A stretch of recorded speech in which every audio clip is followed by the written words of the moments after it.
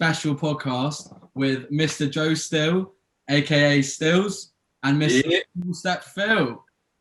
Now, we have that release coming 9th of April, Band of Braca, aka Brothers. We're very, very, very excited, featuring the Bad Man Dunk. And we have a few questions we just want to chat and speak and get to know all you. So, first of all, how are we, guys? What's been going on? Mate, all good. Literally just juggling uni work and making music. Literally been super creative over lockdown, to be fair. It's been really good for me. So it's just been non-stop making tunes, which is great. So it's been really good for me. What we like to hear. Well, how you doing? Yeah, production-wise, it's pretty opposite from Joe there, but it's I'm working on some music lately, and I'm thinking about what's going to go on in summer. Okay. I'm gonna find myself a job, and can't wait for a few festivals, I bet. Yeah, aren't we all? We all really want that, to be honest. So, what I wanted to ask you boys questions. So we're gonna split up the sections. First, we're gonna talk about production with both of your journeys. So we'll start with Phil. So when you start to make a tune, how do you approach a tune? Do you have a certain formula, or tell us a little bit? No formula, but it depends. It's different from tune to tune. I usually begin with some drums and then feel the drums, see what goes on with them. I usually switch, I make a bass line, and then most of the time I switch it for a couple of times until I feel really comfortable with it, and then go on to finish the tune off. Okay, nice. But there's no special formula, no rules, no nothing, just the way I feel. Are you a Massive or you're a Serum fan? What do you use? When I began producing, I used Massive. Never ever actually used Serum. But my plugin is it's called VST Surge. So I've been using that since basically day one. Okay. I mean, you created some fucking sick sounds, to be honest. They all sound. Thank you, sir. Those are all from Surge. Everything, most of the sounds you can hear in my tunes, it's Surge. Oh, we love that. We love whatever works for you, mate. If that works for you, then Yeah. And I've StillZ. What about you, mate? Yeah. I mean, I don't know if it's formula, but no, I definitely have a set way in how I start and finish tunes, I'd say. So I'm similar to Phil. I mean, I think a lot of producers start with drums. I feel like drums create the whole overall vibe of a track for me. So I'll always start with drums. So I'll just lay down the first 16 and get a solid 16 breakdown. I'll level everything quite quietly. I do a lot of gain staging to get my loudness. And then I'd sort of do it in 16 bar sections. So I'll do the first main 16s, obviously bar 32 to 48, and then I'll copy it across and then add in the variations, chops, etc. Then copy across to 64 and then do the extra bits there. And then once I've got that whole kind of drop, I'll then just write down my whole B line. And then once I've written the B line, I'll then add sub underneath and then effects. So then essentially I've got a whole drop with effects, rises, crashes, everything, and then I'll build my intro and all that stuff from there pretty much. You like using samples a lot, or do you reckon you kind of yeah, obviously a lot of my earlier stuff, I think a lot of producers are quite sample heavy in terms of drums and stuff, but recently I have started learning to make a lot of my own drums because I think it is quite a key thing to be quite unique. So I've started synthesizing a lot of my own kicks. Snares are quite a tricky one. I'm still getting the hang of that. So most of my snares are kind of samples that are just layered and pitched. But I've learned how to make a lot of good percussion and hi-hats. So I've used that in quite a few of my recent productions, which is really good. That's good. And how long have you two been producing for? Because obviously the tunes that you're coming out with, I mean, you both got, Phil's smashing it with Monk Audio, and even you, mate, you've got Pick the Lot and Grit. So when you started producing then, what kind of research did you teach yourself, or did you have the help from others? I mean, Phil, do you want to answer it first, or do you want me to go? You can go because he introduced us in the order, so you can go first. Whatever. Yeah, okay, cool. So when I started, I say I started producing, it was around summer 2017. That was when I'd like to think I took my production like seriously, but I had introduction to Logic Pro and like software and how to do things probably back in 2016. It was when I was at school, but I didn't really take it seriously and I didn't really pay attention, so I didn't really know how to use it. That's why I say 2017, because that's when I actually bought Logic Pro myself and was like, right, I actually want to give this a go now. But obviously before that, so I obviously knew going into it how to do rough things, but yeah, it was 2017, I'd say, it was when I actually put my head down and was like, right, drum and bass and production, that is what I want to do pretty much. So yeah. Banging, like banging. Yeah. Same for me. It's 2017, but it's around summer 2017. But I took it seriously maybe a year and a half later. Okay. Even though I'm still today not 100% happy with my sound, but it's going forward. It's one of a kind. So it's been like 3.5 years, 4 maybe. Okay, well you got one of a kind sound. I'll definitely give you that. A lot of people will back that. You have the likes of Blade Runner, coming from collabs from both of you. That was insane, bro. That feedback, man. We love to see it. That's crazy. What do you boys play any instruments before you got into drums? Do you have a musical background or anything you can tell us about? I do. I've quite a musical background, to be fair. Oh God. So what? I mean, so I started playing drums when I was probably about, I think I was 10 or 11 when I first started. What grade were you? Huh? What grade were you? What grade? Yeah, what'd you get up to? I stopped doing grades when I got to year 10 at school, because obviously year 11 was kind of GCSE time, so I thought it was just kind of getting in the way, so I put it on pause. But I got to grade, I think it was 6 out of 8 in the end. Same with me. I got nice. It was literally GCSEs. I just had to cut it, to be honest. It's hard, isn't it? And then from there, I just kind of played drums here and there, in like random studio sessions and things like that when it might be necessary. But I definitely feel like playing drums and like learning rhythms and specific patterns helped me no end when I started learning with drum and bass production with like layer and percussion and rhythms, and when I started getting mix downs like correct sort of thing, it was when I sort of started to really take my time on my drums, and obviously knowing patterns and certain bits and bobs to do with it has helped me no end, definitely. Yeah, no, I can imagine, to be honest, because it's kind of like the same sort of, like, it may sound a bit stupid because I don't produce, so I don't really have a leg to stand on. But if you're, I used to play drums and, drum and bass or whatever, you can kind of get the idea of like the hi-hats, the toms, you hear it. Yeah, definitely, for sure. And what about you, Phil? What instruments do you play? Do you have a musical background? Not really any musical background. I did play like in the middle of my what do you call it? Like the basic school, like the first 8 years. Yeah. Like what is it? What's it like? Anyways, I played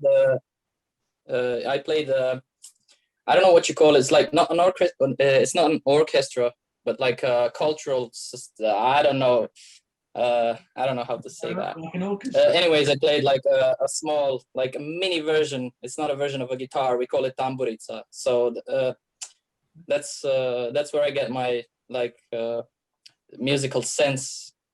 I don't know, musical feeling. I know the rhythm. I know some octaves. I know tones that go well with each other. But that's basically it.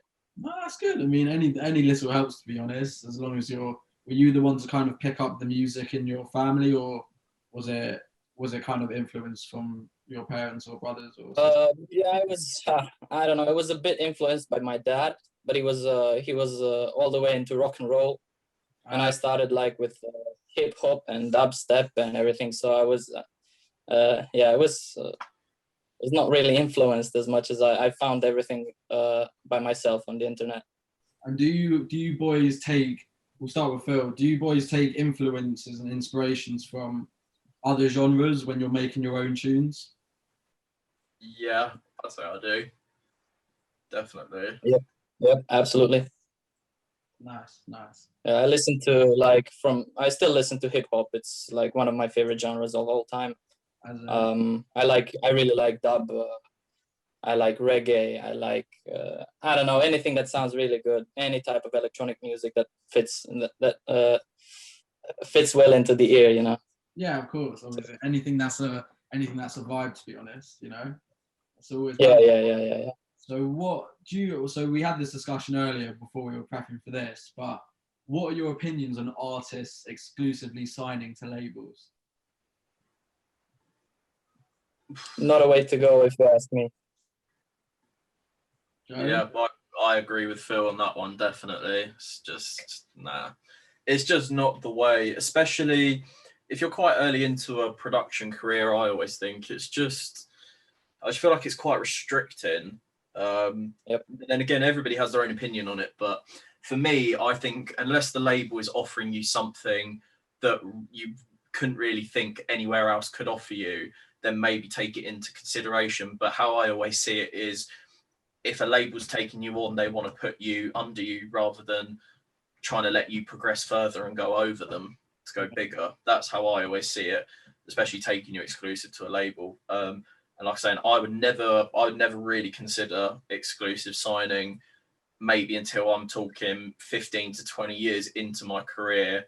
And maybe if a label was offering me something for X amount of tunes a month for this much money a month, and it's like, well, you know, it's like I said, an offer you can't refuse, then that's the only time. System as well, and you know it's coming in. Exactly. That's the only time I'd ever consider it. Apart from then, probably not. Yeah, I mean, as a label owner, I do. Obviously, I see the perks of it, but I do see some labels.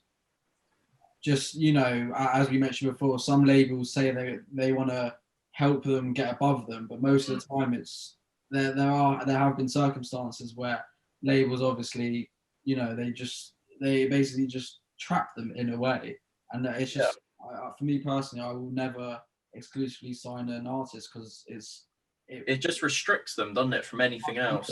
Yeah, it restricts the creative control, and you know, for an artist's perspective, what's the point if you can't have it, you know? Exactly. Right, now, Band of Braca. Let's get into it. So, Phil, would you like to explain how the name came across? I don't know if I have any good points on how the name got across, but yeah, it's one of the funniest things this year that I made you into accepting that name, bro. It's also the cover is amazing. I don't really remember how the name got in. I think I let you two decide. Yeah, I think I was talking to I think it was you, Phil. I remember saying like, how do you feel about like Band of Brothers or something? And then I asked you, I asked you where are you from? And you said Croatian. I said, what's brothers in Croatian? You're like Braca. Yeah, it's Braca. We say Braca, yeah. I just love it. It literally just getting into that creative aspect in terms of the promotion, you know, showing the people, you know, who Fullstep Phil is.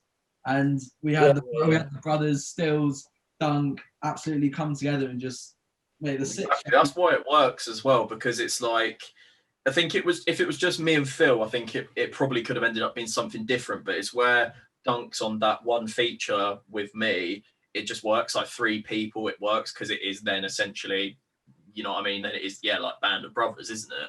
It makes perfect sense. You guys are the brothers. I mean, literally that artwork that we got done. Because I remember I asked you boys what you kind of wanted, and you wanted to kind of go for like a James Bond kind of like back-to-back sort of theme. And then literally the artwork that we came out with, literally like Die Hard, literally Die Hard. Yeah, literally, it literally looked like a movie cover. Die Hard, bro. I had nothing on us. Literally.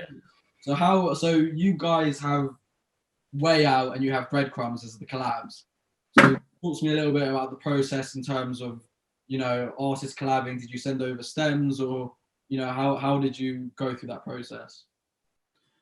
I mean, I'll talk about how I made Way Out, because Way Out was my end and Breadcrumb was Phil's end. So way out. So I asked for Phil for some stems first, and he sent over like a really nice pack of like sounds and just various drums and just things that he's obviously used in previous production.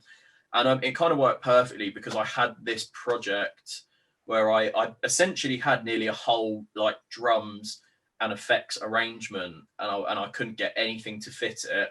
So then I started dragging in a few of his basses and then a few of mine. And then eventually the first version that I sent back to Phil, he was like, no, let's change out the first. I think it was the main bass, isn't it, Phil? The first one. Yeah. Yep. Yeah, he was like, we can do something better. So he sort of made it a bit more growly, like a bit more open filter kind of, to just really emphasize that first like synth on the drop, because the second sort of melodic plucky one that I put in of mine is a bit more subtle. So I just thought the contrast worked really well, having something quite emphasized at first and then having the kind of melodic element. Yeah. Little boppy. I love that. Absolutely love that. Literally. And then the intro was just a pad that I sort of modulated a bit. I can't remember what. I can't remember the plugin I used. I use Massive to make my basses, but I use like various different sort of like weird plugins to get my pads from that are a bit obscure and different. And then the vocal was something of Splice that I time stretched and just processed quite heavily, which just fitted perfectly, really. And then why the name Way Out? The Way Out. I think it's in the vocal. It says, "Is there another way out?" or something just before it drops. I just sort of thought it just sounds perfect, really. No, brilliant. No, that sounds good. To be fair, I like that. And what about Phil? What about Breadcrumbs on your end? How did that come about? Yeah, it was basically the same as Joe's. So I had I had drums lined up, I had FXs lined up, and I have like an old school vinyl from Croatia's label Yugoton, and it's not music. It's like bed stories for children. It's called Ivica and Marica here, but it's I don't know what the English name is. It's Hansel and Gretel, something like that. That's in German. Yeah, of course. Anyway, so so I sampled that. I used a couple of like small bits of samples, and didn't really know where to go with it. And then as soon as Joe and I became to collab, he sent me over some stems, beautiful stems, I must say, some sick sounds. And it turned out to be what it is. Really happy with the sound. And the name Breadcrumbs is because like Hansel and Gretel left little breadcrumbs along the way, so they know they find a way there back. So they know how to find their way back, right? Yeah. No, that's clever. I didn't even think of that, to be honest. I didn't actually. That's really cool. I'm sure the people love that, mate. I literally had no idea about that. So, that's cool. In terms of both of your music careers, what is the dream? Would you say, like, not at one point will you be content, because obviously you want to still fight for more. You know, you want to progress in your career. But at what point will you look back and just reflect and be like, yeah. For me, it is just making a full-time like living off music, literally. I mean, I know some people quite like having the music as a side thing and then having like a day job, and it's almost like a double income. But for me, because some people get sort of, I know, so I spoke to some people about it, and they say they get a bit bored and they can get a bit uninspired if it's just music. But for me, that is literally all I care about. It's all I ever really think about, to be honest. I mean, I just don't really think about doing anything else with my life. Literally, I would not get bored making music every day or being in a studio, being an engineer for somebody. Yeah. Yeah, because obviously there's different elements. You know, there's different elements in. I can't remember who said it, but there's different elements in terms of music. You know, some people like, you know, making the music. Some people like, you know, other aspects, ghostwriting. Yeah. You know, there's loads of stuff that people enjoy and like to do. I mean, for me especially though, I think it would be the point when I could say that I'm content with where I'm at is when I'm releasing. If I'm releasing on labels like Souped Up, Critical, you know, the top Donnies, big labels. If I'm releasing on there and I'm charging like 700 quid a booking, two times, maybe even 3 times, you know, so like 2 in one night, 1 Friday, 1 Saturday, or like 3 bookings a week basically at that sort of price, and then I can start living off that, then I'll be so happy. Happy days, mate. Happy days, literally. Yeah, literally. Yeah. And Phil, what about you, mate? What's the Yeah, absolutely the same as Joe. I just the music is literally all I think about and all I want to do with my life.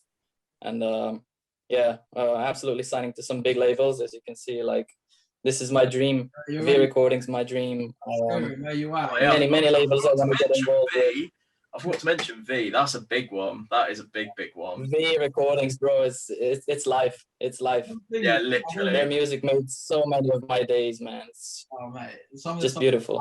It's absolutely. It's just phenomenal. I mean, it's just a lot. I don't know if you saw on the documentary that released around the beginning of COVID, they didn't even touch on V Recordings, not once, which is obviously it caused a bit. I saw they were all the V Recordings Donnies were up in arms about it, and I don't blame them one bit. Like, it's actually, I was actually in shock the fact that they weren't even mentioned at all.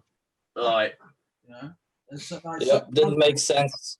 So many other things which were ruled out, which just, you know, they were literally the foundations of drum and bass, of where we are at the moment, you know, all because so it's just a bit ridiculous. So who is, for both of you, who is your dream collab and why?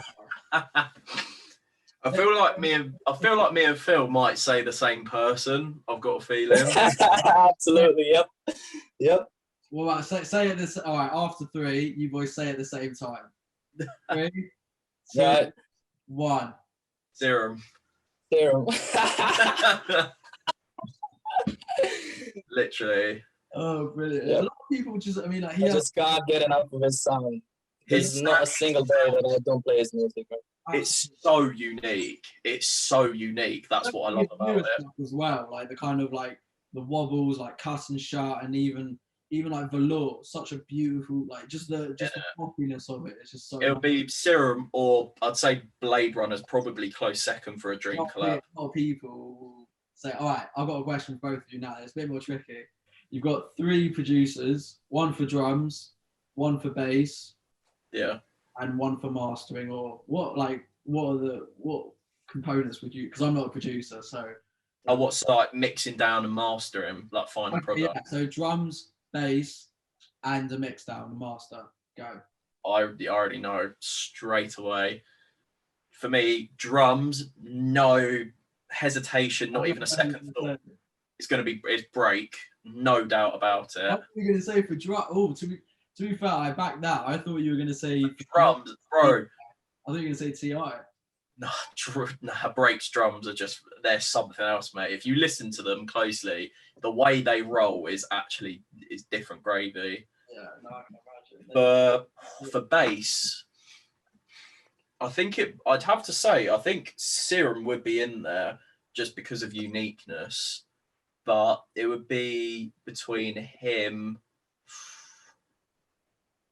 I know it's like quite cliche, maybe Sub-Zero. I love Sub-Zero's, like, his basses, so his like jump up ones, mate. They are like, well, they're like, what's that tune he's made called like Bullet or something that was played at Boomtown?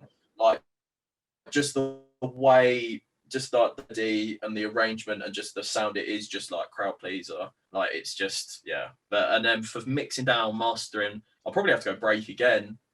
His stuff is ridiculously clean. All of it is so spot on. Or no, DLR probably. I read DLR. DLR's master with that. DLR mastering / like mix down final product. Yeah, absolutely. I'll put the cherry on top. That'd be brilliant. And what about you, Phil? Drums, bass, mix down and master. So for drums, I'd either go with I don't know, bro. It's so many artists I love. I couldn't pick between Blade Runner, DLR, and Serum. Those are like my top guys. Insane drums on each and unique. each on their own. Drums are just so... I guess I'm gonna go drums. Yeah, I'm gonna go DLR on drums. I'm gonna go Serum on bass.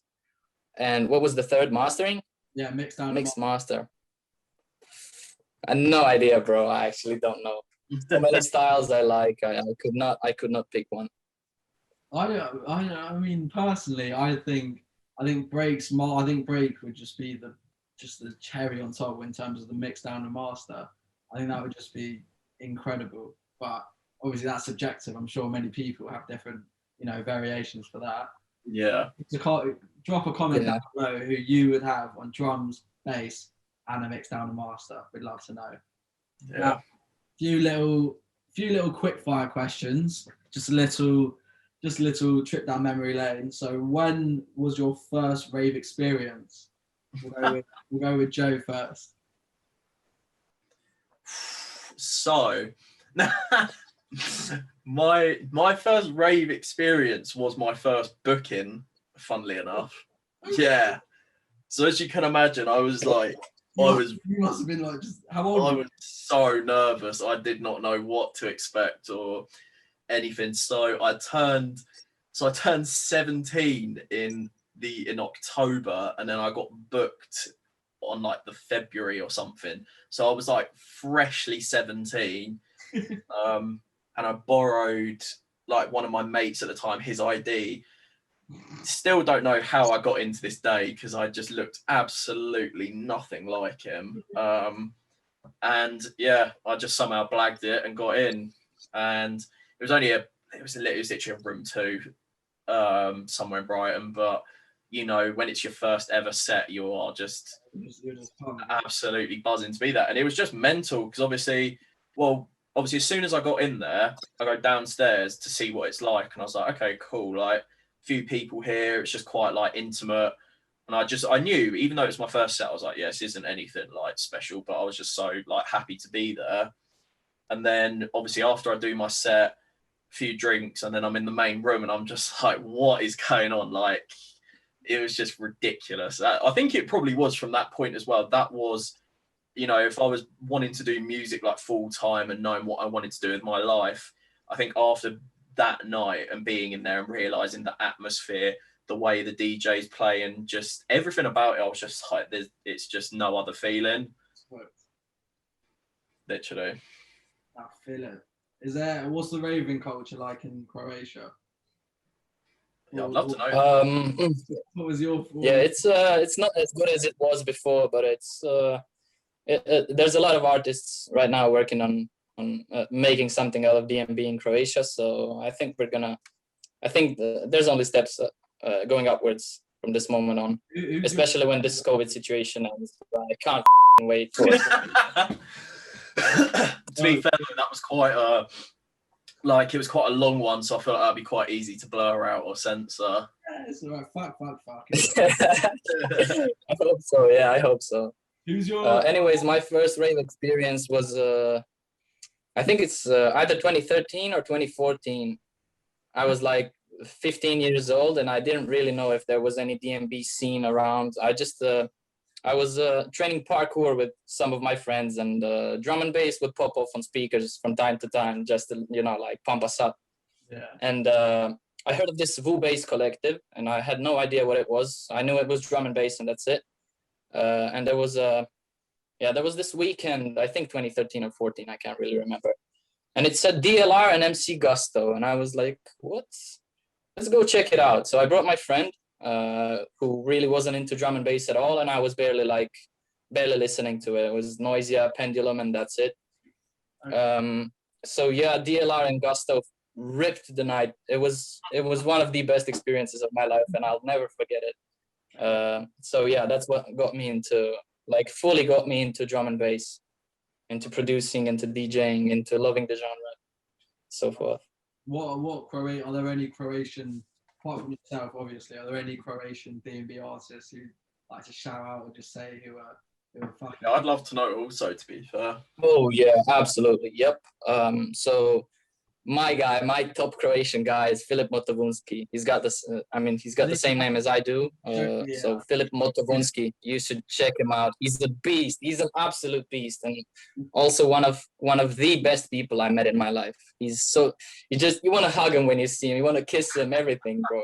He's such a good guy, and his production is super underrated. Like if he was from UK, he'd be topping the charts. I swear. He's just next level, bro. Next level. Also, there's Vrh. You type that as VRH, so Vrh. He's onto some like jungle, experimental, atmospheric, some kind of vibe. Really good music. There's Coden. Coden is like extreme neuro funk sound. He's insane. I've been to his studio. His studio is unreal. I don't know. There's a couple of younger producers here as well. So one's Minimalist. He's from Osijek, here where I'm from. There's Raul, and there's a bunch of little upcoming, newcoming kids. I mean kids, not kids, but boys. And I've just opened a Discord where we can all join up and talk. Also Result, I can't forget Result. He's like supported by Black Sun Empire, Neo Signal, and all that kind of stuff. Insane sound. Wow, that's mad. Super underrated. And insane. You got to support the nationals, of course. You got to support your own nation. Now I know this is a bit of a bias, not bias, but like bit of a strange one. But out of all the countries that producers come from, so obviously it's all global. Obviously there are a few countries in the world which obviously have drum-based artists, but apart from the UK, what country has the best producers in them? Wait, apart from the UK, or can I just say UK because UK? apart from the UK. Oh. They're a tricky one. Yeah, it is a tricky one. I don't know where most of the producers are from. I mean, the only other people I know, I mean, New Zealand only really has, as far as I know, obviously, because I don't really check it out like in depth, but as far as I know, in New Zealand, it's literally Burnsy and this guy called Willie Mav, I think. Yeah, I saw he's got released on D&B All Stars. Yeah, I've seen that. Yeah, I don't know. That's as far as my knowledge goes for New Zealand. Like there's Czechoslovakia with Magenta. Well, off the top of my head, there's Subkillers from America. Brazil pops. Jam. Oh, yes. Yeah, Brazil. Yeah. Brazil. And Marky, of course. Bro, oh my God, Brazil, dude! What the heck? Absolutely, yeah, Brazil, yeah. Well, they've got some mad people out there. And then Luxembourg's got Master Error. Oh. And Natrix, I think, is from Luxembourg as well. I think so. Still waiting for Master Error. That's actually a different question myself. I'm sorry about that. We're still waiting for Master Error to have his UK debut. Still waiting. Still not played in Nah, not yet. Mate, he's gonna kill it. He's gonna absolutely smash it. He will, I'm telling you. Out of all the releases you've ever done, what is your favourite artwork to date? Oh, man.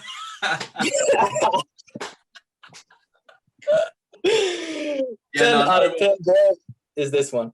No word of a lie, yeah, it is this one, I'd say. Definitely. Absolutely. And if you don't mind me asking, sorry about that, but if you don't mind me asking why is it?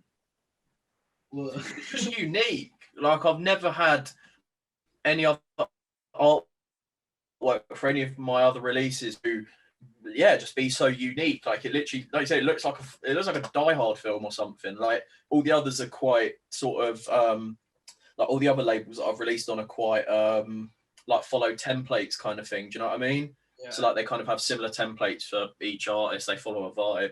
Whereas this one's just sticks out like a sore thumb. Like it's just completely different. So like when people see it on Juno, you know, when you can like pre-listen and stuff, you know, I'm not being funny. If I saw that, I'd click on it without hesitation. I'd be like, what the hell? Like, you would though. You'd click on it without hesitation because yeah, absolutely. Like you've seen before. Yeah, of course. I mean, if you know, and then people Absolutely, yeah. are gonna click on that, and then they're gonna have 6 tracks, just like Yeah. with their mind. Literally, it's gonna be mad. I'm actually I'm so excited for the release. April 9th, people. That is the date. That is the date until shit goes west. Right. Can't wait, dude. Can't wait. Questions. Right. Are Jaffa cakes biscuits or are they cakes? They're cakes. They're mini cakes. Mini cakes? And what about you, Phil? Are they biscuits or are they mini cakes? Yeah, what? Yeah, what are they? Yeah, I'm gonna have to go for they're biscuits, I guess. I don't know. Please don't kill me, Joe. No, it's just, to me, a biscuit is something with a solid base. It's a cake, like a digestive.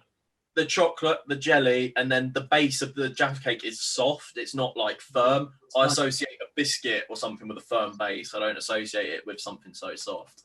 No, I get that. Yeah, understood. All right. We'll start with Phil first. What is the most ridiculous fact that you know? Oh, bro, you caught me off guard on this one. That's the plan. The most ridiculous fact that I know. I can't think of one over the top of my head now. Go with Joe. I might think of something in the meantime. I don't know. Joe, the most ridiculous fact that you know.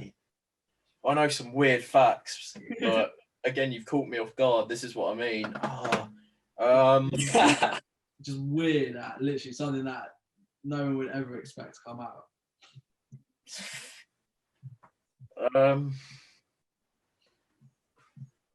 I actually don't know. I can't think of something that I just know that's so random off the top of my head. I saw a video recently, so I'm gonna give me a second. It's about mushrooms and spores in air, something like that. Give me a moment. It shocked me, so it's gonna shock you, I bet.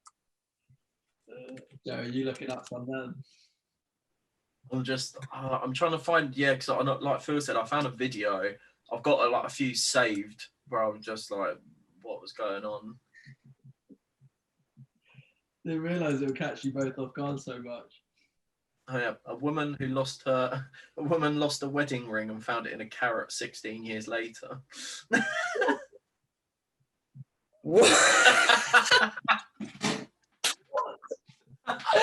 Did you actually just say that? What the? Yeah. How could a woman lose her ring? She lost her wedding ring for 16 years and then found it in a carrot. Not even a carrot, but 16 years. What yeah.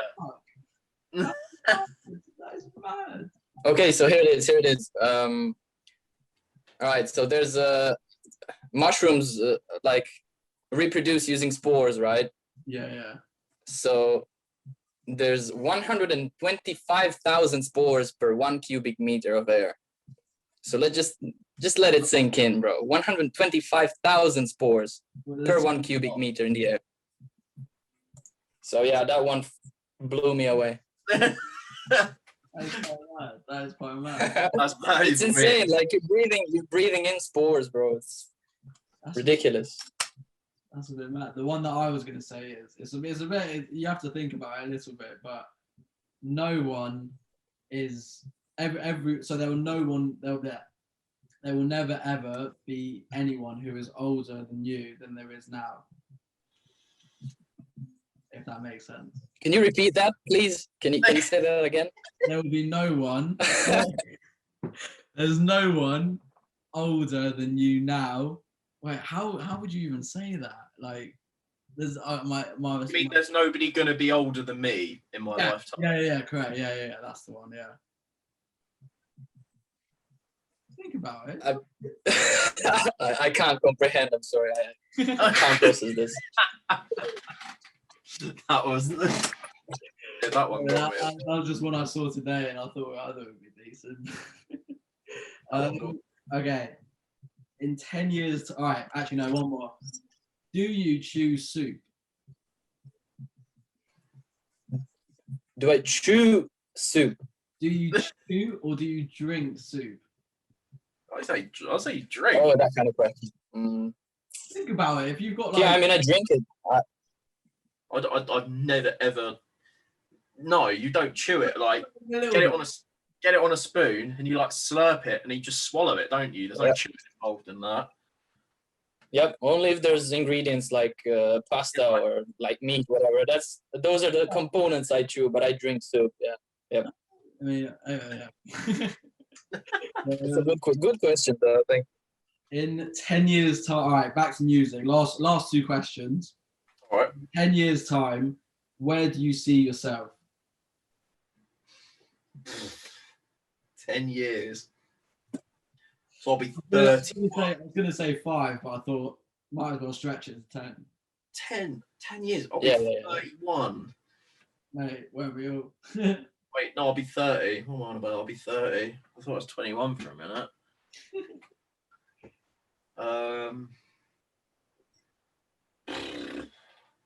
I mean, if I'm continuing the way I'm going in terms of just general direction with music, if we're talking about the way my sort of like SoundCloud fan base, just everything is growing, if it sort of continued at the steady rate that it is now in 10 years' time, I mean, I'd like to think I'm owning my own house, like no mortgage, like paid in full.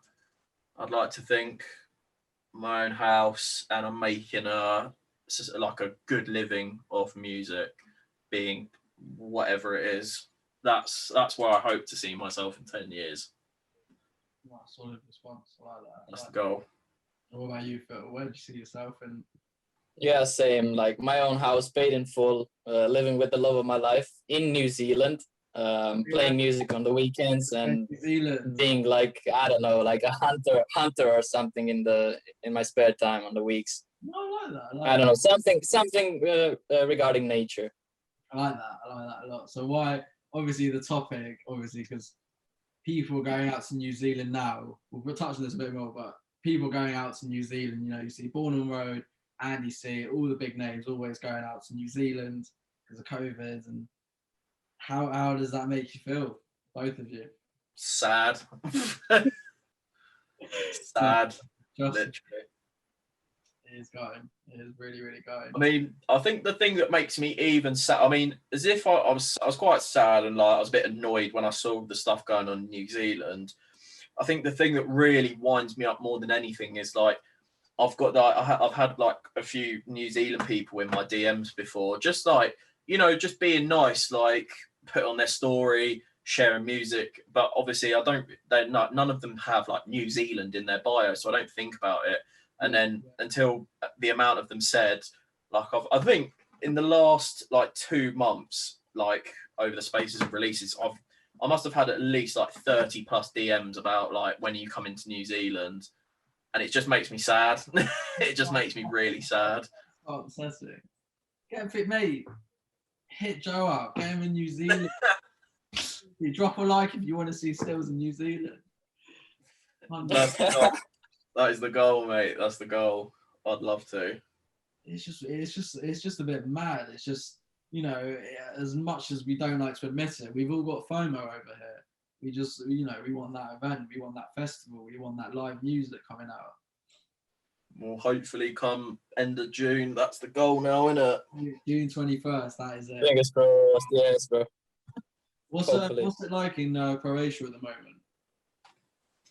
It sucks. It sucks. There's no live music, anything. So we're just doing the live streams. There's one bigger project coming up or starting to come out like this week. Okay. So each week there's a bunch of different artists from different genres of music playing. But yeah, that's it. Not much more going on. We can't wait for the measures to die down so we can get out again. Have you been I can't remember the last time I heard music on a proper sound system, man. I'm going mad. Yeah, I'll tell you. Have you really missed that? Any kind of indication of when you're going to get live music or events back on track? There's a couple of festivals are confirmed for this summer. So nice. Like Dimensions and I don't know what else. Also, I should be playing at Membrane Festival along with Minimalist and my good friend Nobru. Go on. Nice. But yeah, not much more about that. There's been like some measures that have gone down a bit, so it's a bit less restrictive, but you never know. No, of course. Yeah, because obviously we've just been given the green light. Ours are like in it, Josh. They're sort of like easing things every. I think it's 5. Is it 5 weeks? Yeah, like 45 weeks. I think pubs should be opening at the beginning of April. I think that's the first step. 12th of April, innit? Yeah. I hope, like, honestly, like my birthday's in May. I spent my last birthday in lockdown. It wasn't brilliant, to be honest. I just want to. Well, mate, apparently in May, I don't know if it's true, but I saw on the thing, apparently you can meet like 30 people outside in May. That's brilliant. I mean, I'm early May, mate. I'm early May, so. And then obviously 21st of June is when we've been given, well, hopefully the green light to get full events back on track, which would be crazy if it's true. It's crazy. Like I had my Boomtown ticket from last year roll over this year. Yeah. I'm just praying it happens, to be honest, honestly. I've had my hospitality on the beach ticket roll over, so hopefully I'm coming out this year. I got hospitality in the woods, the one in September. Oh, mate, I missed tickets for that. Oh, mate. I'm well looking forward to hospitality on the beach. Phil, is it near you? It's actually the opposite part of Croatia, but yeah, but I think I'm gonna visit because I should be working. I should start working on like on the seaside this summer, so I should be close. I do want to come because last time hospitality, so like what was it, 2 years ago? Yeah. It was like the best 5 days of my life. I had so much fun and listened to so many beautiful sets, and like every person for the first time ever I saw like my idols in real life, you know, so it was a unique experience. Literally me and like 4 mates, we had to get tickets because I'd have mates that have been like the previous 2 years and they were like, honestly, you get yourself a nice villa and like everything like that, they were like, you will honestly have like the most amazing time. And I was just like, you know, it's got to be done. That's literally what I did. I went to Outlook. I think it was nice. Outlook 2 years ago. That was nuts. I can't lie. It was just heaven. It was just nice. It was just chaos, absolute chaos as well. It was just brilliant. I literally came back and I had to see the doctors. The sound system at Outlook is superb. I came back from Outlook. It was void, right? Huh? On some stages it was void sound system, if I'm not wrong. Like my friend was there and he told me. I came back to England. I had to see the doctor because I had tinnitus for like a week or something. It was nuts. Oh, Phil, if I come out to if hospitality on the beach goes ahead and you come along, honestly, I'm telling you, because obviously all my mates I'm coming with, obviously they know all my music, like they all mix, and they all produce as well. So obviously they know about you and obviously all the collaborations and stuff we've done. So they'd probably be fucking pretty gassed to see you, I'm pretty sure. Hey, I'll even hop along as well. Yeah, so if you come and if I know I'll be there, I'll let you know. We'll meet up, bro. No worries. Yeah, definitely. I encrypted, we bring people together. Yeah.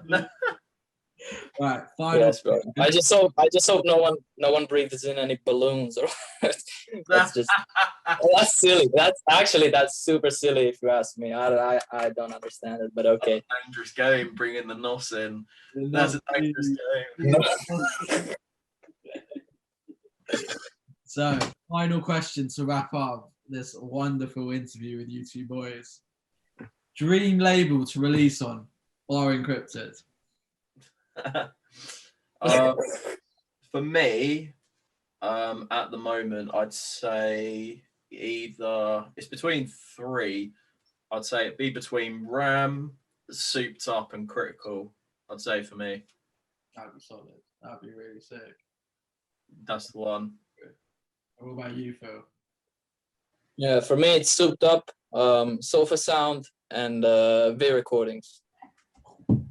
Solid selection. That's a good one. All right. We're going to wrap this up. Thank you, everyone, for watching. Drop a like and a comment if you enjoyed this. We'll probably do more of these if you're feeling them. Hopefully stick it on Spotify. And thanks for watching. And bang, Braca. Bye, thank you. Band of Braca, 9th of April, Juno exclusive, 6 tracks featuring Dunk. Madness, absolute madness.